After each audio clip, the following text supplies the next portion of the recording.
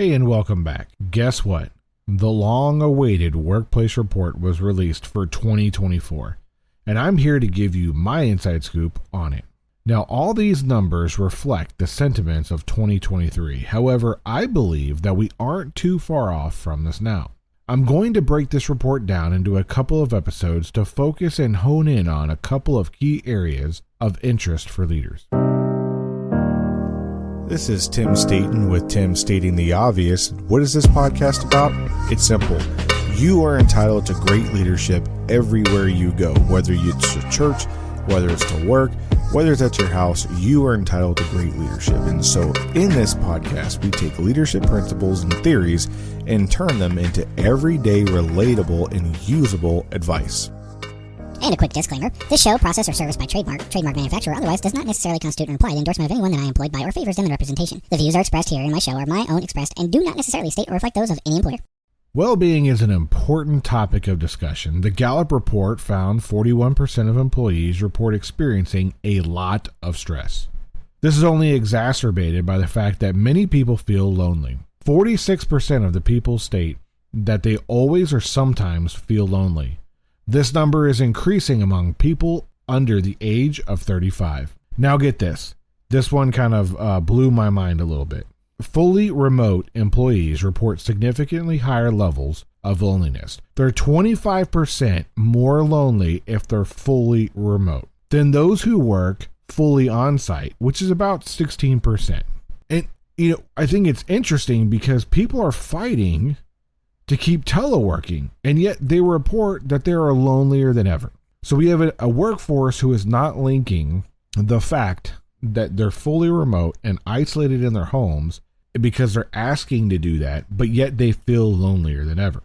And right now I've talked to several leaders amongst a various, group of industries, and they get a lot of kickback from employees when they drop below 80% of the time, meaning right now people who are partially remote get 20% in the office and 80% at home. Then they report that they're lonely, and people are quitting jobs and look for fully remote jobs if you tell them that you need to come back into the workplace more than 80% of the time. Let's say you want them in the office 75% of the time. They're going to quit and look for a job that's more fully remote because they love the autonomy of what they're able to do with their work, but they lack the socialization of when they went to the office. So think about it this way. We as adult human beings spend more time we spend more time working than we do anything else. Sleeping is number 2 on this list, by the way. So if that time is spent isolated in your home alone with your pet parakeet, of course you're lonely. Of course you're going to be lonely because you don't get that human interaction. And loneliness is a key factor linked to poor mental health. Poor mental health brings a lot of negative aspects into the workplace. And I'm not anti-mental health. I'm very pro-mental health and that people should take care of their mind. But this is just a fact. In fact, Harvard professor Lisa Berkman and her colleagues studied this over a period of 9 years. And they found that the risk of dying among people who lacked socialization is 2 times higher than those who have social interaction of a meaningful connection. And that's if you take out all the other health issues and everything else. They're 2 times more likely to live longer and not die because of meaningful social interaction. They also found that in general, working adults are 20% less lonely than those who are unemployed, and they're like 32% lonely. And this remains true regardless of the age groups. Now, I mentioned earlier, it's important for leaders to understand that this is affecting people under the age of 35 more than those above 35. So why would this be important to know if you're a leader? It's because those of us who are over 35 and are in leadership positions, and some are much higher levels than others, and we have a different perspective than those who are much younger.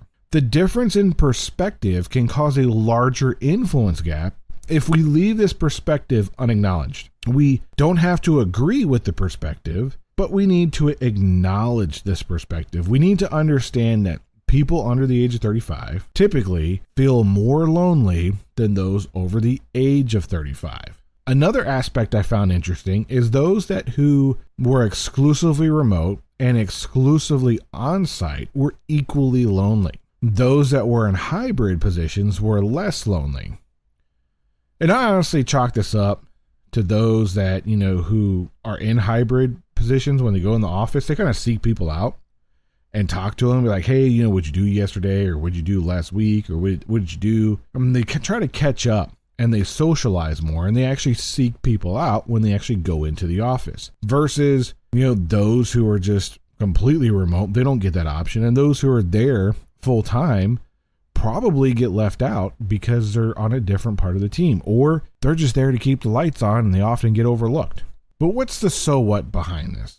I think as employees, we need to be careful what we ask for and all the second and third order effects that come with it. It's the inclusion of loneliness and the decline in mental health that comes along with this. Just because you have your phone in your hand and you're 24/7 watching reels or TikToks or even video chatting with people, that doesn't mean you're actually connecting with anyone. You may comment on something, you may leave a remark and someone's going to comment back, but it doesn't mean you're having a real meaningful connection. It may feel like it, but if you're on a video call and the connection isn't stable, it becomes frustrating, and then you get cut off, and then you're alone in your place, wherever that might be. The other thing we need to do as leaders is be more engaged in reaching out to our people. We need to genuinely talk with them and find out what is going on in their lives, and we need to care about it.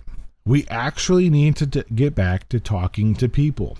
If you have remote employees, call them up. How often do you call up your remote employees and talk to them about what's going on in their life? Not just about work stuff, but what's truly going on in their life. And even those that are in the office, how much of them do you talk to?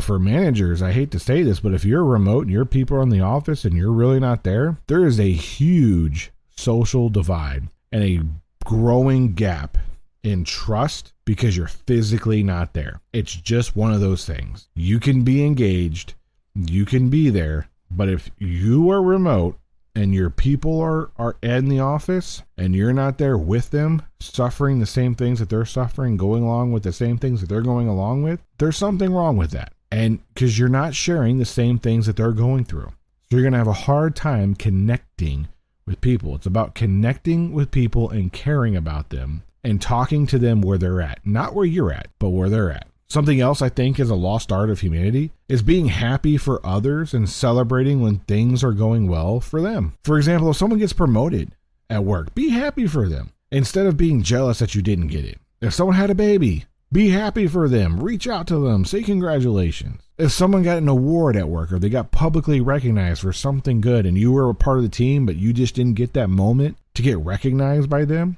be happy for the person that got recognized and just know that your day is coming too. You don't need to be so sad about it. Happiness breeds happiness, and it's contagious. I think we find ourselves less lonely if we get out and talk to people in person to connect with them and then share in their joys, and they can share in ours as well. So what do you think about this? Do you think people are more lonely because they fully telework, or maybe you're the one who's in the office and you're not allowed to telework? Are you lonely because you're there by yourself and you kind of feel left out of the whole remote hybrid thing? I'm just curious if this report is in line with what you're thinking and what you're feeling and what you're experiencing. I know what I see and I think, and I believe it's close, but maybe not focusing on the fact that employers are caving into the fact of what people want versus what people need.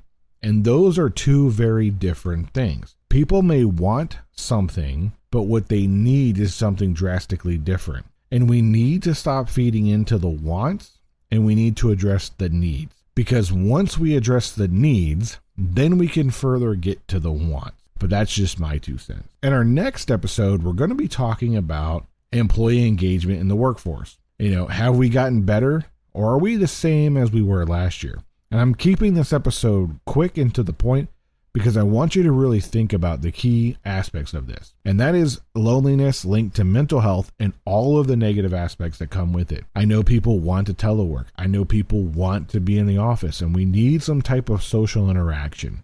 There's got to be a fine balance between the two, and I think we're trying to figure that out. I think we're getting close to it. I'm not quite sure if 80% telework and 20% in the office is the thing. I'm also not sure that 20% telework and 80% office is the thing. Maybe it's like 60-40, somewhere around there. 60% home, 40% in the office, 40% at home, 60% in the office. I think it's somewhere around there, but we have to develop a culture that's willing to accept it and a workforce that understands, like, wait a minute, my leadership has my best interest at heart and mind, and I'm really lonely at home, so maybe I need to be more in the office. Maybe I need to be more with other people where we can have face-to-face interactions and talk and work collaborative with each other and get something more out of it. So what do you think? As always, thank you for stopping by and listening to this episode, and I really hope that you enjoyed it. Before we go, I would like to ask a favor of you. If you could please share this episode with 1 or 2 people who might like this topic. If you haven't followed or subscribed on the platform that you're listening to, please hit the bells and icons and all the whistles so that you know when we post another one. I don't want to waste your time.